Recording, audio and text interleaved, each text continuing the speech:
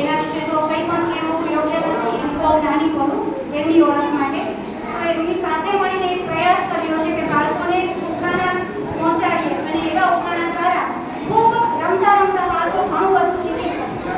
અને આ ઉખાણાનું પુસ્તક ટૂંક સમયમાં આપણી સામે આવી જશે, પ્રસ્તુત થશે.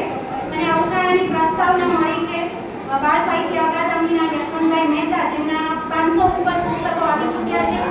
એમને કહ્યું છે કે બુદ્ધિની ધાર કાઢવા માટેનું કામ એટલે ઉખાણા, એટલે બાળકોની બુદ્ધિની ધાર નીકળે છે એવું ઉખાણા છે. અને અમે એને નામ આપ્યું છે રસભર્યું ભાણું એટલે ઉખાણું. જે આ ઉખાણામાં દરેક રસ છે, જે બાળકની બુદ્ધિને પોષક પણ છે અને પૌષ્ટિક પણ છે, સુપાચ્ય પણ છે. તો એવા ઉખાણાઓ આજે બાળકો